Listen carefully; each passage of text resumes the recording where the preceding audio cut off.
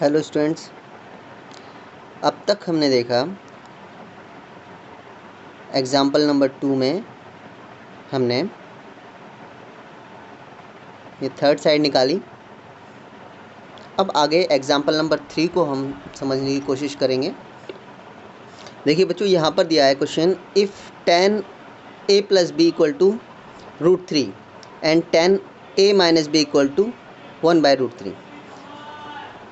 ऐसे क्वेश्चंस में क्या होता है कि इक्वल में जो tan यहाँ पर दिया हुआ है, तो इक्वल में भी जो वैल्यू दी है उसको tan की फॉर्म में कन्वर्ट कर लो सबसे पहले, और फिर उसके जो एंगल्स हैं उनका कंपेयर करो। जैसे यहाँ पर tan a + b दिया है,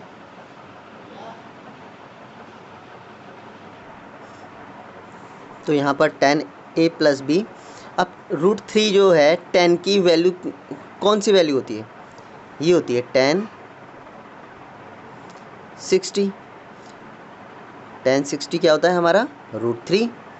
now comparing the angles we found that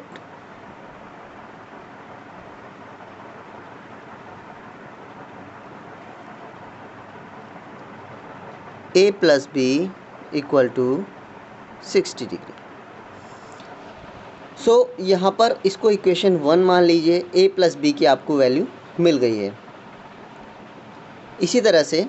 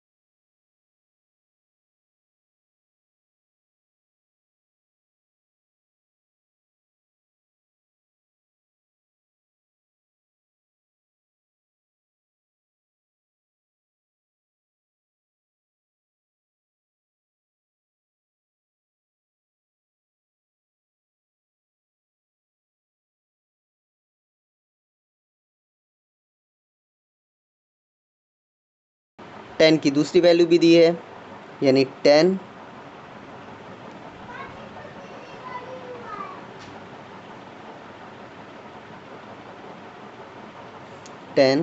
a - b, और ये दिया है 1/√3। तो सिमिलरली इसका भी निकालेंगे हम। This implies tan a - b = 1/√3 value होती है tan 30 की, तो tan 30। Now comparing the angles we can say this implies a - b = 30 degree. आप इसको इक्वेशन 2 मान सकते हैं। अब हमारे पास इक्वेशन 1 है एंड इक्वेशन 2 है, तो सॉल्व करेंगे दोनों को। From equation 1 and 2 we can add here equation 1 and 2. तो adding equation 1 and 2 we'll get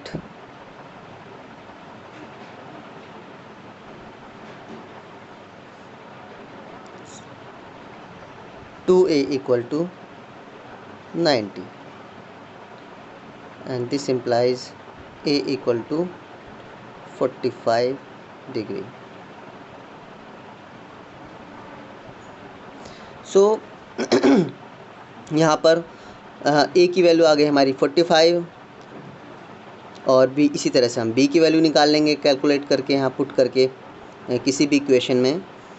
तो b की वैल्यू आ जाएगी हमारी 15।